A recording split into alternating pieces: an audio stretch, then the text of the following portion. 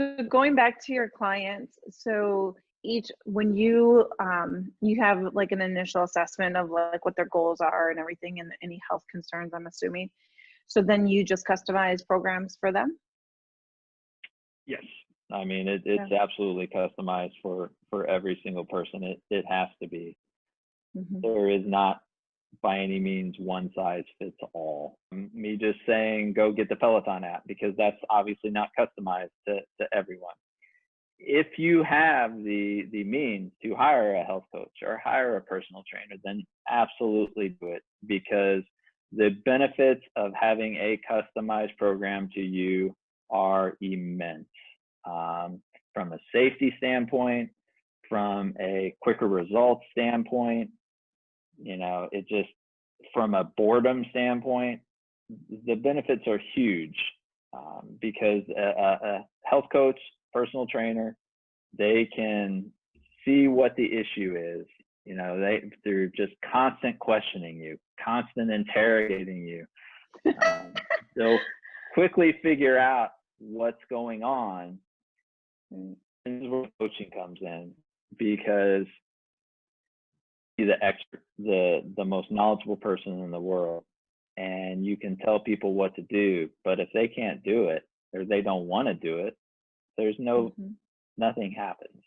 This is where the coach comes in. It's more about back and forth questioning, just talking, figuring out what they can and can't do. It's more about, you just kind of leading them with questions and them figuring out, oh, I can do that. I can do that. I want to do that, And that's what the real benefit of coaching is figuring out what they can do. It's kind of like the sleep issue. I'll figure out that sleep is an issue with a client within a couple days, but if they absolutely aren't willing to do anything about it, then we got to move on and focus on other stuff. So drinking water, that's another big thing that I quickly realized that everyone has an issue with, but it's one of the hardest things for people to actually do, drink more water.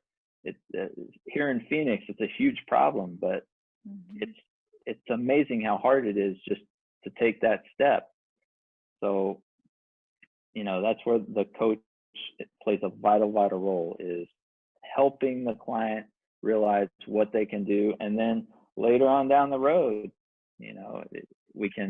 my questions, without just coming out and saying, you need to drink more water. I can use questions to kind of lead them to, I really do need to start drinking water. And they have to be in that mindset, that in their mind, that it's something important. It's not just me telling them to drink water. They have to arrive at that conclusion themselves. And once they arrive at that conclusion themselves, then boom, it actually can happen. How do you keep your clients motivated though? Because I know some would be like, there's like people who fall off the wagon. I was one of them. Yeah, it's constant engagement. It really is. So where my business is now set up, it's more about the health coaching than the training. It's a more focus on outside of the sessions than the actual personal training session. The amount that goes to their goals that's accomplished within the actual training session is so small. What gets clients to where they need to be happens when I'm not around, when I'm not, video face-to-facing with them. It's all the rest of the time. I'm only video facing with them once, maybe twice a week. So 2 hours of the week. What gets them to their goals is all the rest of the time. And that's just me constantly saying, engage with them, whether it's through texts, whether it's through calls, whether it's through sending them messages, whether it's, sending them videos, staying focused on each activity day by day.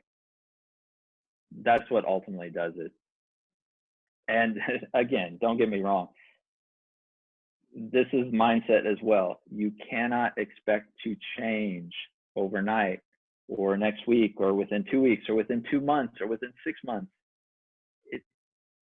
Our behaviors are nothing but a lifetime of habits that have been built up. That's all behavior is. It's all of your habits. You know, we're presented with thousands of choices each day, and most of them, you know, I say choices, but the reality is we just auto select them based on our habits.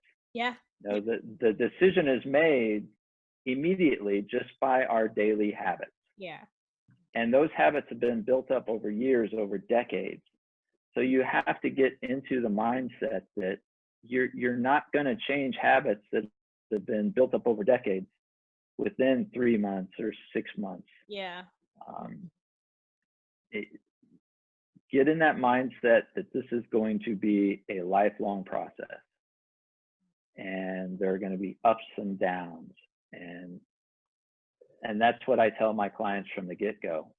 If you're interested, you know, all the marketing programs out there, you know, 6-week abs, you know, 6-month boot camp, or 2-week boot camp, or 4-month, you know, medically supervised weight loss program. All of these are just marketing gimmicks that they will get results, because they temporarily provide this external force to override those habits that is making all the decisions for us. They override them temporarily, and you get some results. But as soon as that external force goes away, your results go away. So when I'm talking to a client initially, a lot of it is judging where they are as far as their mindset. And honestly, if they're nowhere near the mindset that they need to be, I'm straight up with them. Look, go explore what's out there. A lot of people have to go through it, you know, 10, 20 times. You know, people who are overweight, they know how to lose the weight. They just don't know how to keep it off. Yeah. And I tell them, look, go out there, explore what's out there. When you're just sick and tired of this yo-yo, getting results, losing them, getting results, losing them, come back to me and let's go to work. And it's going to take years. Awesome. It's going to take years, not weeks, not months. For some people, it's freeing because they're tired of failing. I mean, they're scared to death of failing in another program. Right. So a lot of times they self-sabotage, just because in their mind, if they're self-sabotaging, they're not really failing. It's just it's easier to take. Yeah, it is. So it's getting in that right mindset of it. It's gonna take years. Let's go to work and just work together. And that's where the coaching aspect of it again comes into play. It's not just a personal trainer barking orders at you. It's a coach working with you to change your habits over a period of years. When I was that was a long rant. Yeah, that is a long. That was so good. That was so awesome. Awesome. You know, when I was working out, the first 30 days was the toughest. I think like I had to go through a lot of like, you know, deprivation, like, oh, I want it, but I can't, like, you know, that because you want to succeed. But then on the second month and the third month, it became clockwork. Like, oh, it's 10 a.m. I have to work out. Oh, it's 6 p.m. I have to work out.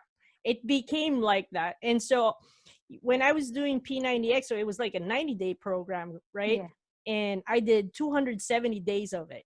So I did 3 sets of it. And that's when I was really like in the best shape of my life. That's when somebody said to me, because like I was doing resistance training every other day, cardio or yoga every other day. And then Saturdays, I would either do road cycling or mountain biking. And then Sunday was my rest day. And then I do it all over again on Monday.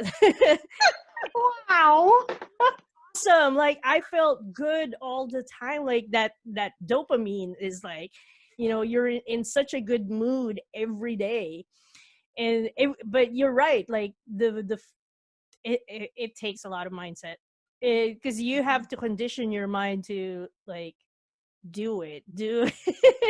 But, So let me ask you this: what made you stop? so when I was doing this, I had a care home, so I had caregivers, and they were doing the cooking for me. So they were doing all the cooking for my meals. I had a nutrition plan. Okay, you cook this for today. And so Ah, when that was gone, I was like, oh, I How don't am I going to do this? yeah. food. And I was too lazy to cook. And so, but for the longest time, I never ate at fast food. It was only like last few years that I started eating. When I was when I started driving for Uber before. That was a long time ago. I started driving for Uber. It was the most convenient like way, but I would get sick. Like I once bought a McDonald's hamburger. I literally threw up after eating it. I couldn't take it. I swear, Wow. I still don't buy it. Like the only thing I would buy at McDonald's would be a filet-o-fish, but that's rare. So yeah, it was, I would always like, I know where all the Whole Foods in San Francisco is, and that's where I would go, and I would always get a kale salad and like one piece of protein, which would either be a chicken or fish, and that's it. And then I'll have my coconut juice. But I would have like that kale salad with avocado vinaigrette. Oh my god, that was so That's good. good. Mhm. That would be my meal. But yeah, it's I want to go back to it again. Like I seriously do. But I've had several physical issues. Like I got tennis elbow in my right, and when it finally healed, the left started, and then I tore my meniscus, and then I had back problems. So there were things that were preventing me from doing it, when I know if I started doing it, it would eliminate all of those. You know, like when I was doing yoga, all my back problems went away, you know, because I was always stretching, and because I have this thing where my hip rotates. I think it was from my mountain biking when I crashed at one point, and I really hit my hip like really bad. And then one time I flip over my handlebar going downhill. I literally saw stars. Oh my gosh, Bruce. I saw like You should just do baby steps. I don't have to be love like a trainer to tell you this is baby steps. Yeah.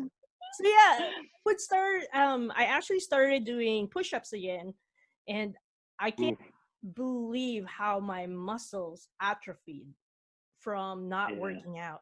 Because before I could do 30 push-ups at one point, like, you know, just one time I could do 30. I can barely do 2 now.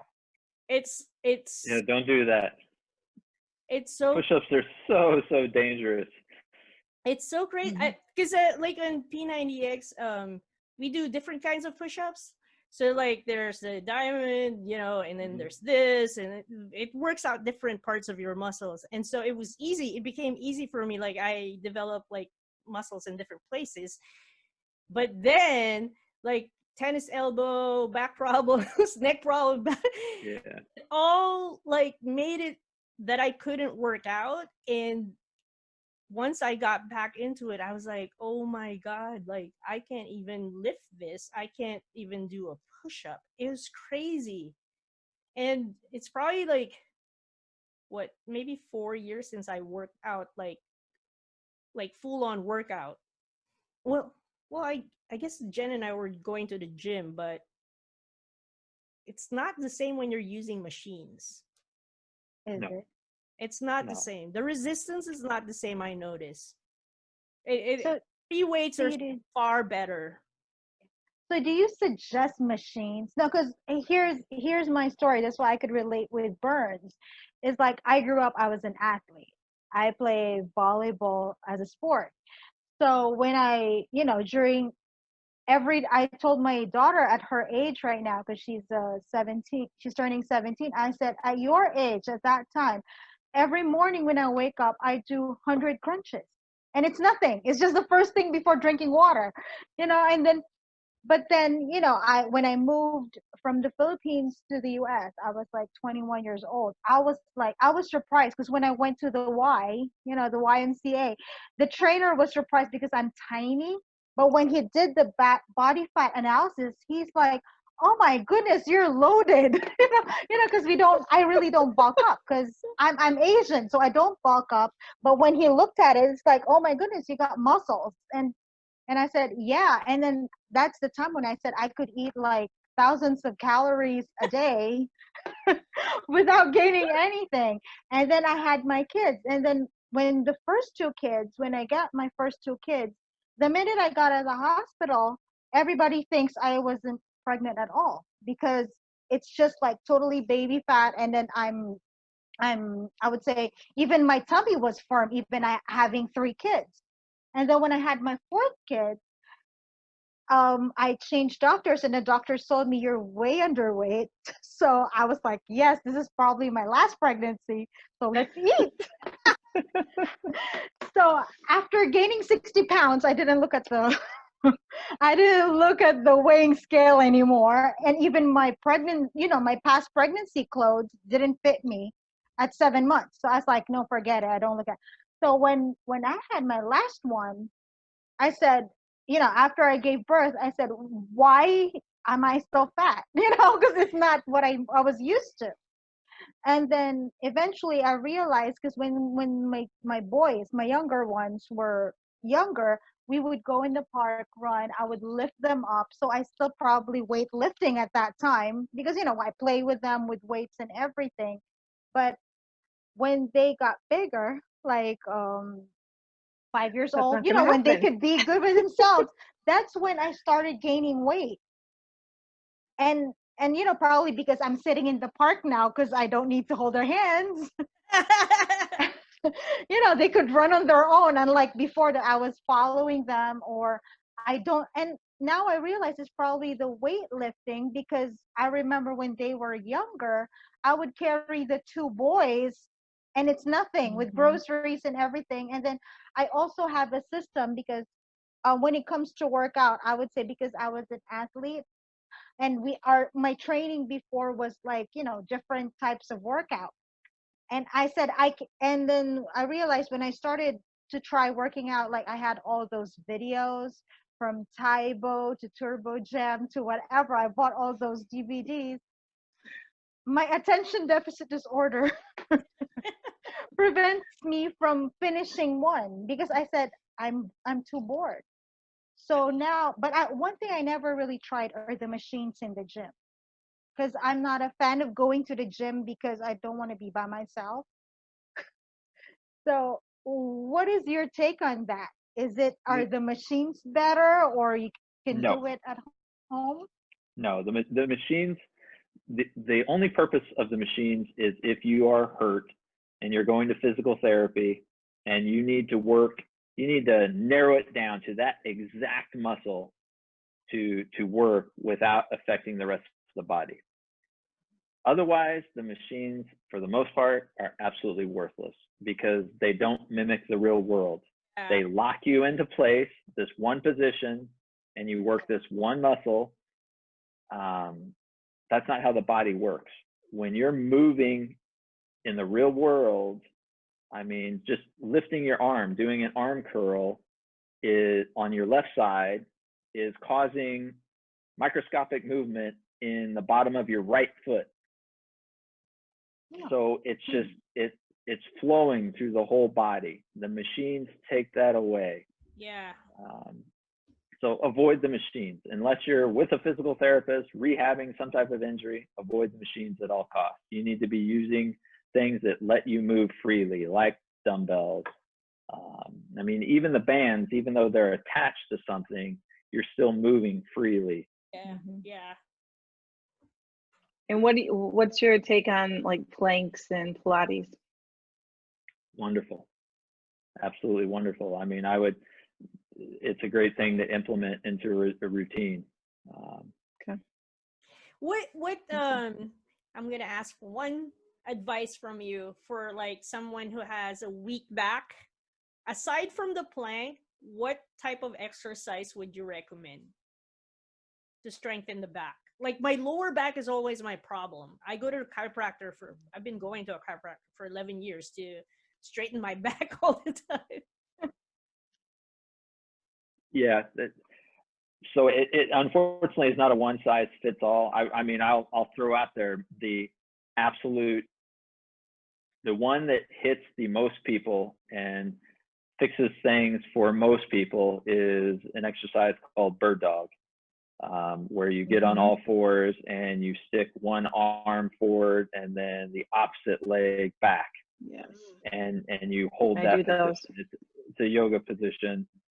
But and you do it slow, right? You do it slow? Like a slow, is it kind of, it's not like fast, right? It's a slow. No, you go up and then hold for a certain amount of time and then switch sides. So the other arm goes up and the other leg goes up. That exercise is amazing for most people, but it really, the back, the hip, it's so complicated. For every different person, it's different about what causes their back pain. It really is a matter of trying different things, just constantly figuring out what the issue is. And that goes again to where some professional help, will speed things along.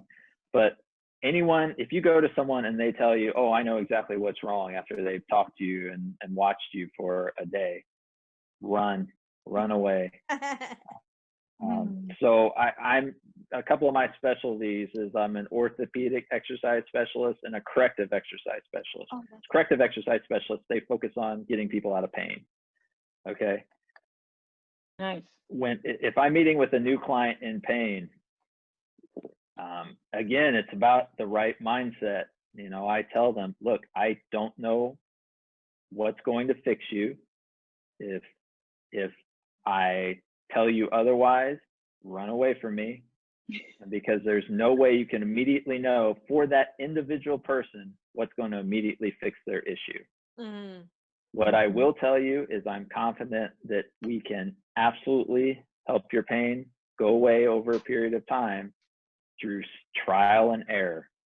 Again, I've been doing this for years. I've got lots of specializations specifically on getting people out of pain.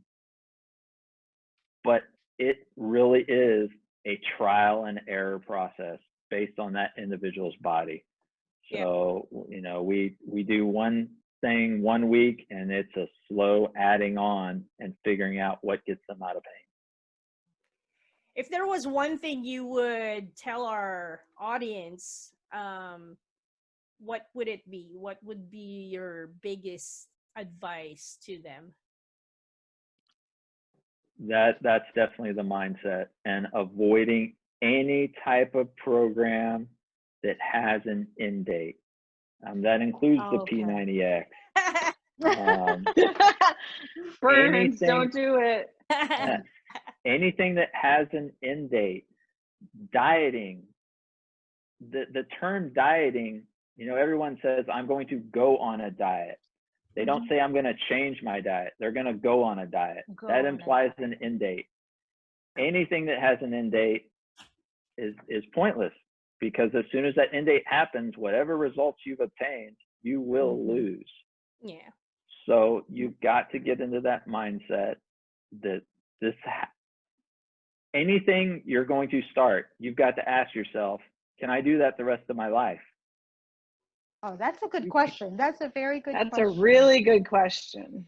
If you can't that's say, yes, a mindset right there. Yeah. Yeah. If you can't do it the rest of your life, then there's no point in starting it. Maybe you're just not ready. Maybe 6 months down the road, you can answer it. Oh, I can do that the rest of my life. But you've got to ask yourself, is this something I'm going to do the rest of your life? And if it's not, there's no point in starting it. Once you decide that you're ready, you're in the mindset, you're ready to actually change your lifestyle to get the results permanently, this is not an easy process. You got to understand that. This is the hard way to go about it, but it's the most effective way. 90% of people who lose weight gain it back. That's because they go with the end date programs. The 10% who lose the weight and keep it off, they change their lifestyle, okay? And that's not easy. That's why only 10% do it. But if you're ready to make that absolute lifestyle change, then you've got to make it as easy as possible. Go public. Go public with your decision. Whoa. That's vulnerability right there, guys. There.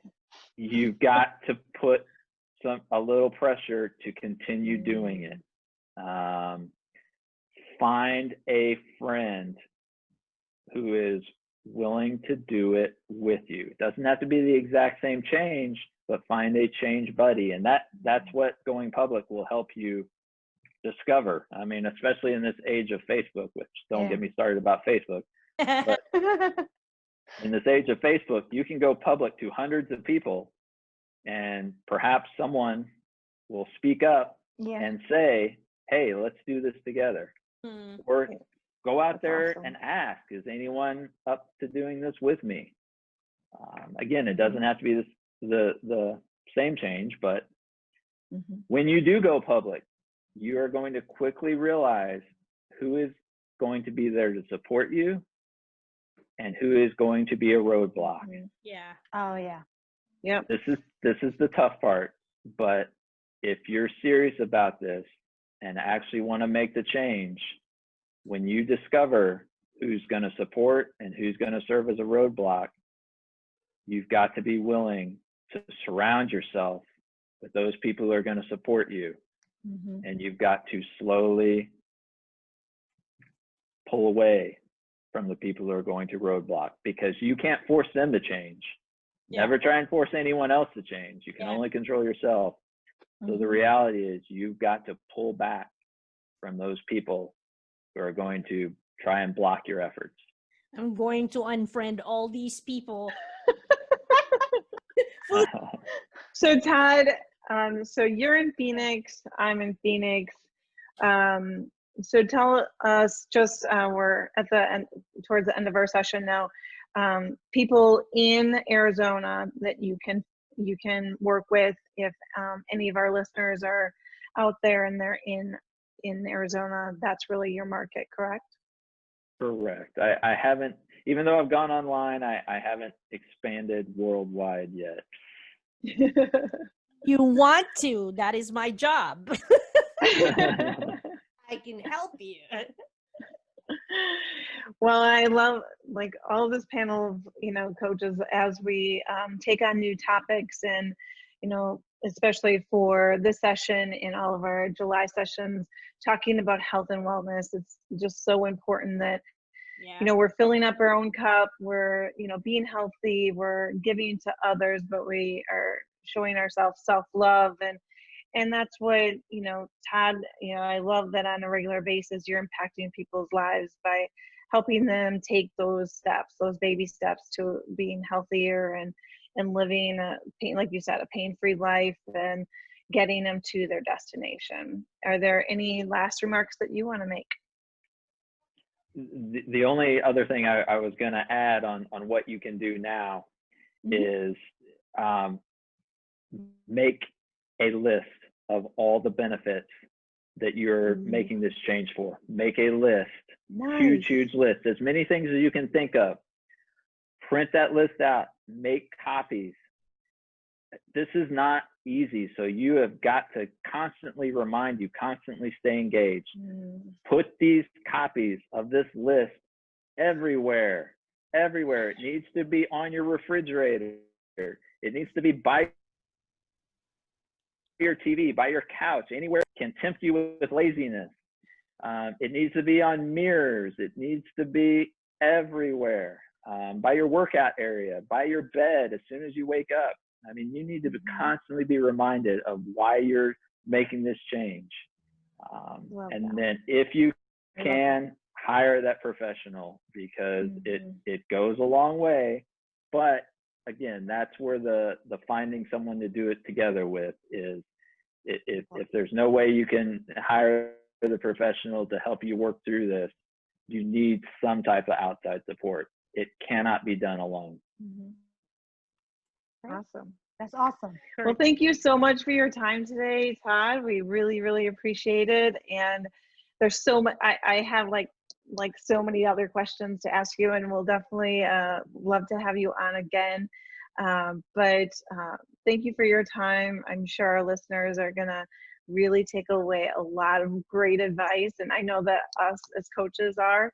So and all your information will be on our website if people want to reach out to you, and of course this video. And so yeah, so thank you. Absolutely. It was my pleasure. Okay, great session.